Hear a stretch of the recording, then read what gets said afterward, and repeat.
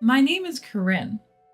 Believe it or not, at 34, I've recently become obsessed with a boy band. I want to share a bizarre story that happened to me 7 years ago. Back then, I was dating Ronald, who was the same age as me. We had been together for 2 years already. We both worked at the same bank, not to sound snobbish, but we were both pretty successful. As a couple, we were thriving both financially and career-wise at a young and vibrant age of 27. Naturally, we were both seriously considering marriage, or at least I was. However, no matter how long I waited, Ronald never proposed. Not only that, our dates started becoming less frequent. Eventually, he even stood me up. Worse yet, it was the day we were supposed to go see a movie I had been wanting to watch. It wasn't just about missing the movie.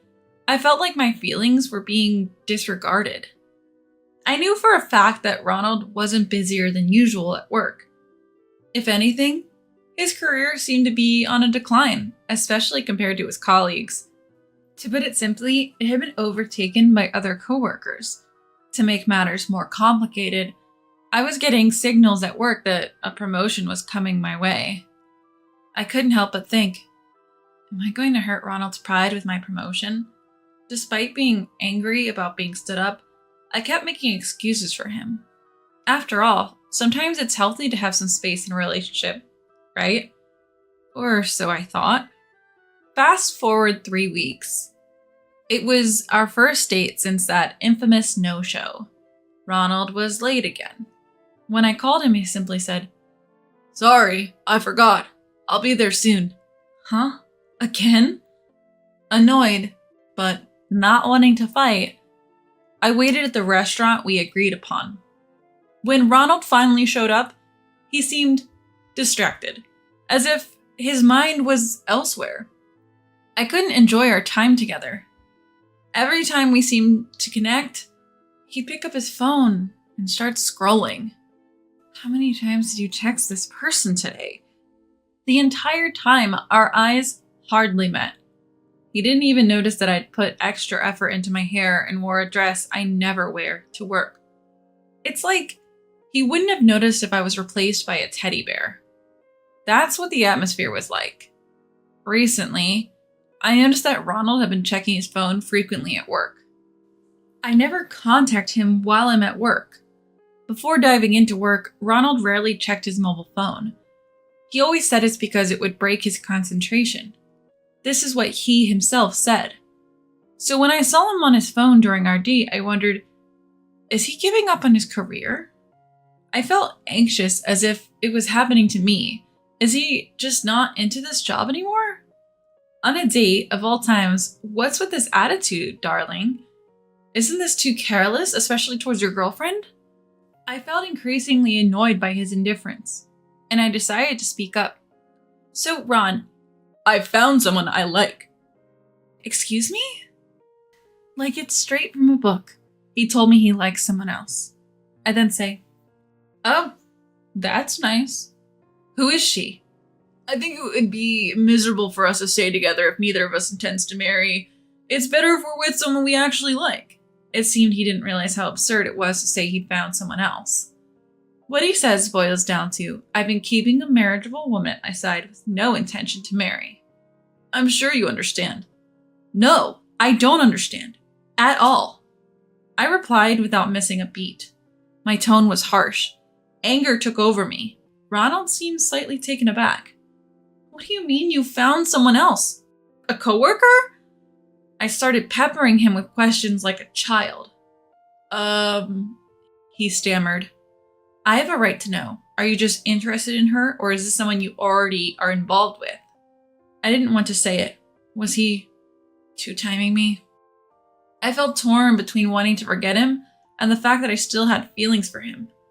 I hated myself for not being able to despise him completely. No, I haven't cheated on you. I felt somewhat relieved. He wasn't lying. So is he infatuated with someone? Naturally, I asked Ronald about that as well. Then Ronald dropped a bombshell. I've realized I won't be able to advance further in my career, so I'm considering an arranged marriage with someone from a good family background. What? I was speechless. I never expected him to say something like that. Any remaining feelings I had for Ronald vanished. You know, my older brother left home because he couldn't get along with our parents. They have high hopes for me and I want to meet their expectations, but I can't do it alone anymore. Marriage might be the answer. Maybe climbing another ladder somewhere else, he tried to explain. Ronald always acts like such a goody two-shoes, who's all about family values, and I was getting tired of it. Who does this guy think he is? Even though we're the same age, all I see now is a man who's not even a lover anymore. Just a guy trying to marry into money because he knows he's lacking. My parents set me up in an arranged marriage with the daughter of a major furniture company CEO, and I knew she was the one. That's gotta be the shallowest "she's the one" I've ever heard. He's only after her family's wealth, isn't he? What happened to love? So you're not in love with a person, but a wallet? My gaze toward Ronald grows icier by the second. Ronald seems to notice, looking increasingly uncomfortable. So he does feel a bit guilty, but the conversation reaches an unbelievable climax. Given that we're getting married, I'd like us to break up. What? How many times am I going to have to say what today? If he wasn't two-timing me, we shouldn't have been dating. He only met her through an arranged marriage setup. So they've decided to get married? This might have happened among old nobility who married without ever having dated, but we're in the 21st century now. What's going on? Did your family time travel or something? So you're not even dating her, but you're getting married? Well, her parents said yes, so they told me to break up with you, Corin. Parents? Again? How old are you? How obedient can you be? I'm getting frustrated. But then it strikes me. I've heard a similar story recently. As Ronald begins to falter, I crack a smile. I'll break up with you, but you have to introduce me to her right now. You at least know her contact info, right? He looks panicked, not knowing what I'm thinking. If you don't, I won't break up with you. I press on. I would happily break up with him, but I had my suspicions. If I'm right, and I'm pretty sure I am, I concealed a grin as I imagined what would happen next. And indeed, despite Ronald's objections, I succeeded in getting him to call over his arranged marriage partner. Ronald suddenly stands up, looking past me. I realize his arranged partner must have arrived and quickly turned around. I burst into laughter, clutching my stomach. I know it's not ladylike, but I couldn't help it. His arranged partner also recognizes me and exclaims, Corin? Oh, I knew it. I was thinking this sounded familiar. There aren't many heiresses in this neighborhood having arranged marriages, you know. Laughing heartily, I approach my arranged marriage partner, take her hand, and guide her towards our table. Ronald, looking utterly confused, keeps repeating, What? What? Frederica, if you didn't say no yet? In response to my comment, Frederica, my arranged marriage partner, or should I say, just Frederica, stomps her feet and says, I've been saying I really don't want this. You should just tell the truth, I suggest. What if they object? Frederica replies.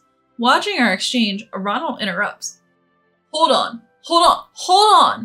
What's going on? Why are Miss Frederica and you, Corin, chatting like you know each other? Are you acquaintances? Sisters. What? Ronald's eyes widen, unable to keep up with my straightforward answer. Look, Frederica is my fraternal twin sister. You are proposing to my sister. What? But you have different last names. Stop lying. Ronald starts to get heated, and I playfully calm him down, saying, Whoa. No point in lying about this. Just chill. I am chill, but you have different last names and you don't even look alike. Or do you? Apparently he's starting to see the resemblance. He keeps comparing our faces. I don't blame him. Most people have the same reaction when they see us sisters. Not all twins look like copies of each other, you know. There are many twins who don't look alike. There was a time when I mentioned our parents got divorced when I was in high school. I never talked about having a sister. Mom took me and Dad took Frederica. That's why we have different last names. No way, such a story. I didn't want this story either. A love triangle involving my sister and arranged marriage. But it perfectly matches what I heard from Frederica the other day. I can't help but suppress a laugh. This time, I just let it out. Corinne, listen, don't get me wrong. It's not like I want to be with him or anything. Feeling sorry for her, I reply, it's okay, I understand. I heard everything. Just tell him the truth. Frederica takes a sigh of relief and faces Ronald. Mr. Ronald, I apologize. I'm already in a committed relationship. What? Ronald's mouth stays open as if it's broken. He just repeats, what? Losing all vocabulary. I hadn't settled on a marriage yet, so I didn't tell Dad. Then this arranged marriage happened. I'm really sorry, Ronald. I can't be with you. Despite being an heiress, Frederica, who isn't the brightest bulb, rejects Ronald with very straightforward language. I burst into laughter, holding my stomach while Ronald stands there in disbelief. Impossible. Impossible. Confused Ronald and a relieved yet hesitant Frederica make quite the picture. Miss Frederica, could you consider? Sorry, I can't do it. I came to tell you that today. Frederica apologizes, yet the word can't comes out with undeniable force. Ronald freezes, eyes wide, as if he's lost his soul. His expression is so funny, it's painful to look at. Stomach and throat hurt from trying not to laugh. Can you at least tell me why you can't? Ronald persists, wanting a reason despite the blunt can't. It's clear that his motivation has nothing to do with affection for Frederica. I feel contempt more than disbelief at his obvious desire for Frederica's wealth. Probably because everything about you is a no-go. Frederica's boyfriend is a successful entrepreneur, a CEO of an IT company. She's not going to choose a man like you who's looking to marry up. Everyone thinks her current boyfriend is the better choice. I throw Frederica a lifeline, to which she shyly replies, I really like him. His face, his personality, everything. That's why it won't work. In other words, she's indirectly telling Ronald she doesn't like anything about him. As for Ronald, well, his face isn't bad, but his personality is another story. I totally get why Frederica wants to end things this way. Besides, my boyfriend isn't looking for an arranged marriage. I just found out you were dating Corinne. Marrying someone who would betray her is just unthinkable. The sharpest no Frederica has ever delivered. I almost applaud. Corinne, can I go? I have plans with him. Frederica says. Yeah, sure. Take care. I reply. Ronald tries to stop her, but Frederica firmly apologizes and leaves. All right, I'm leaving too. Take care, I say to Ronald, but he doesn't react. Maybe he's too shocked to be interesting anymore? Listen, one last thing. My mom originally had an arranged marriage with my dad. Know what that means? Finally, Ronald meets my eyes, looking confused. It means my mom's family was prestigious enough to arrange a marriage with a CEO like my dad. My mom is now the CEO of a company allied with Dad's. Yes, our parents married to strengthen their company's alliances. Mom was the second daughter. She wasn't supposed to be a CEO, but the eldest son's health issues and the company's poor performance changed that. And this happened 6 months ago. Ronald didn't know because I felt it was irrelevant to us. What? Then you are... Facing a pale Ronald, I flash a peace sign and smile. Yep, I'm the heiress you were after. Bye now. Just as I'm about to leave. Wait, I was wrong. I realized you're the one for me after all. Ronald blocks my way, clutching the hem of my dress. The apology feels cheap. Listen, I'm not some cheap woman who'll marry anyone with money. I don't want a man who's less competent than me and aiming to marry up. No, thank you. I angrily yelled, Don't you ever touch me again, and shrugged off the hem of my skirt he had grabbed. I heard Ronald sobbing from behind me saying, It wasn't supposed to be like this. But I didn't turn back. Later, I spread the story at work in a lighthearted manner. One colleague praised me. Go Corinne! While another encouraged me. You did the right thing breaking up. I can introduce you to someone nice. As my reputation soared, Ronald's image and standing plummeted beyond repair. He lost the trust of our boss and his career prospects took a nosedive. The gossip even reached other branches where Ronald's classmates worked, making matters worse. Since Ronald brought this upon himself, no one took his side, no matter how much he was badmouthed. Before I knew it, the rumor evolved. He proposed to triplets and tried to marry them all. What a loser! In reality, they were twins, and the proposal was a bit of a stretch. but the guy was a jerk regardless, so I didn't bother to correct the rumor. Eventually, Ronald felt so ostracized he resigned. In a tough job market, he struggled to find a new job, and when he did, the workplace went bankrupt. I heard he's still unemployed. What a waste of his so-called elite status. Meanwhile, Frederica introduced her boyfriend to Dad and got married amid comments like, "Why didn't you introduce this amazing guy sooner?" I also got promoted and was climbing the corporate ladder that Ronald had abandoned. When I was past 30, I married an accountant a coworker introduced me to, and quit my job to focus on raising our 2 daughters. I could afford to be a stay-at-home mom thanks to my husband's hard work. Back when I was in my 20s, I had dreamt of marrying an elite banker, and I've been restless in my indecisive relationship. Now I'm grateful I didn't end up with a man who's like a fruit fly, attracted only to what others have. Marrying in haste can turn out to be a mistake. Now I plan to share my experiences with my daughters, teaching them to steer clear of men who are only after marital gains.